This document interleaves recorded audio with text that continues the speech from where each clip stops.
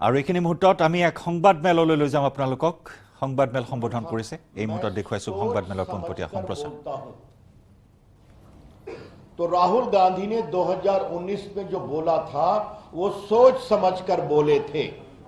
मैं उन्हीं की बात को कोट कर रहा हूं। और उन्होंने क्या कहा था, ये सारे मोदी चोर क्यों होते हैं। मोदी बिहार, पूर्वी भारत, पश्चिम भारत में पिछड़े और अति पिछड़े समाज से आते हैं, सबसे बड़ी संख्या। तो श्रीमान राहुल गांधी ने पिछड़े समाज का अपमान किया था पब्लिक मीटिंग में। आलोचना करने का अधिकार है, गाली देने का अधिकार नहीं है। और राहुल गांधी ने गाली दी थी, बेइज्जत किया था, बेबुनियाद बातें की थी। तो राहुल गांधी जी, अगर आपको गाली देने का अधिकार है, एब्यूज करने का अधिकार है, तो जो पीड़ित होते हैं उनको कोर्ट में जाने का अधिकार है। वो कोर्ट में सुनवाई हुई, उनको भी अपनी बात कहने का वकील के माध्यम से मौका मिला। कोर्ट ने पूछा आप माफी मांगेंगे, उन्होंने कहा मैं माफी नहीं मांगूंगा। तब यह फैसला हुआ है। और ये राहुल गांधी पर 7 मुकदमे और चल रहे हैं डिफेमेशन के। तो ये जो कहा जा रहा है उनको फंसाने की कोशिश की गई है, इसका आज की घटना अडानी प्रकरण से कोई मतलब नहीं है। 2019 में उन्होंने पिछड़ों का अपमान किया पब्लिक मीटिंग में, जिसको मोदी समाज के लोगों ने बहुत पीड़ादायक पाया।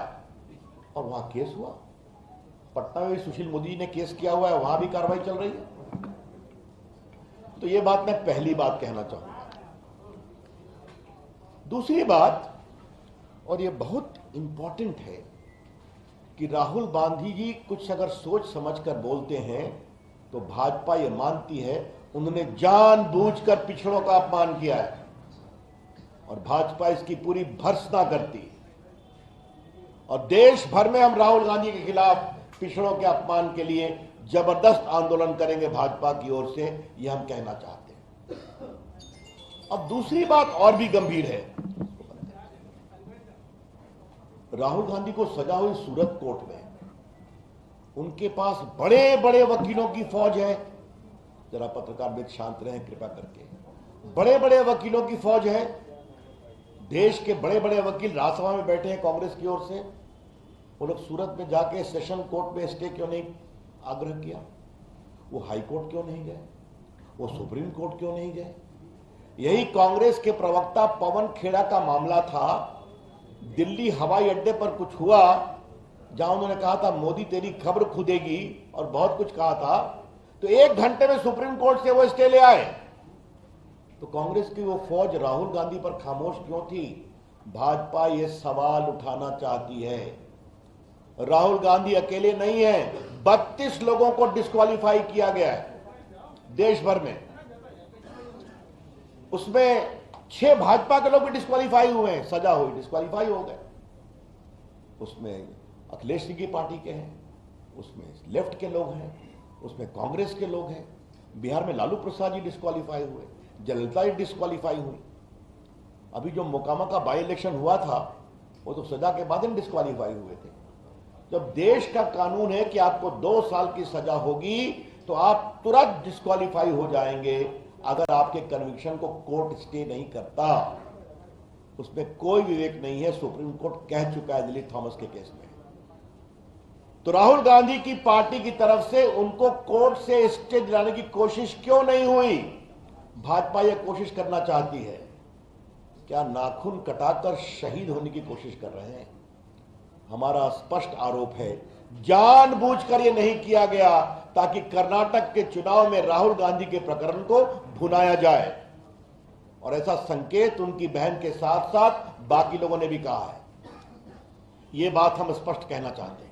इसलिए जो पूरा प्रकरण है, आज का प्रेस कॉन्फ्रेंस, ये सब कुछ एक सोची समझी रणनीति है कि राहुल गांधी को एक बलिदानी बताओ और कर्नाटका में इसका लाभ लो।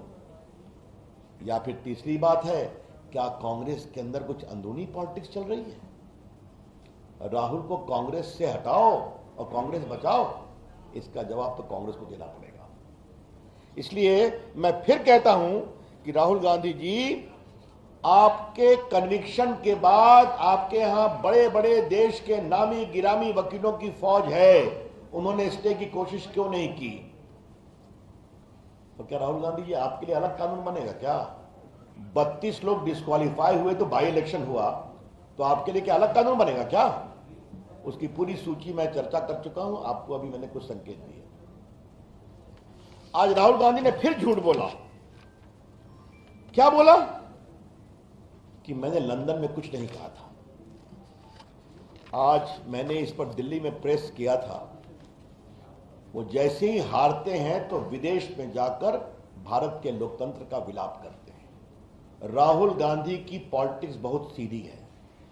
हमको जनता वोट देगी, लोकतंत्र ठीक है। हम हारेंगे, लोकतंत्र खराब है। हम जीतेंगे, चुनाव आयोग ठीक है। हम हारेंगे, चुनाव आयोग खराब है। अगर हमारे पक्ष में न्यायालय ने फैसला किया, न्यायालय निष्पक्ष है। अगर नहीं आया तो न्यायालय कमजोर है। यह उनकी रणनीति है।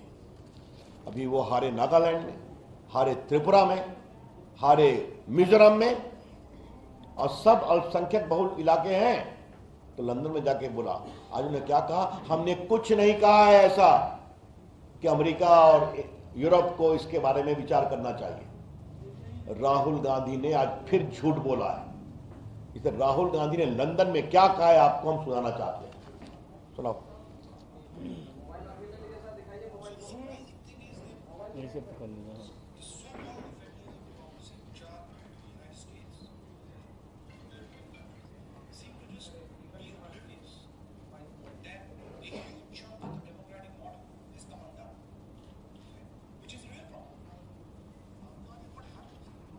इसके बाद मेरी टिप्पणी है। मतलब क्या कहा? कि भारत में लोकतंत्र कमजोर हो रहा है, इसके लिए अमेरिका और यूरोपियन कंट्री ध्यान नहीं दे रहे हैं। यह समस्या है। ध्यान देने का मतलब क्या है? यहां हस्तक्षेप करें, यही तो हम कह रहे हैं। आज राहुल गांधी की टिप्पणी दिखा दिया। राहुल गांधी ने फिर झूठ बोला कि हमने ऐसा कुछ नहीं कहा था। तो झूठ बोलना राहुल गांधी की फितरत हो गई है। जब भी विदेश जाते हैं, भारत के लोकतंत्र का अपमान करना, भारत की संस्थाओं का अपमान करना, भारत के जनमत का अपमान करना उनकी आदत हो गई है। और मोदी जी पर तो वो क्या क्या नहीं बोलते हैं। मेरे पास पूरी उनकी टिप्पणी है कि वो विदेश में क्या क्या बोलते हैं। भारत राष्ट्र नहीं है, राज्यों का संघ है। और क्या हमारे लोकतंत्र पर बर्बर हमले हो रहे हैं। और क्या पुलवामा हमला कार धमाका था, आतंकवादी धमाका नहीं था। और क्या चीन की तारीफ की कि चीन ने प्रकृति के साथ विकास किया है, सद्भावना के साथ। ये सारी उनकी टिप्पणी। और क्या कहा?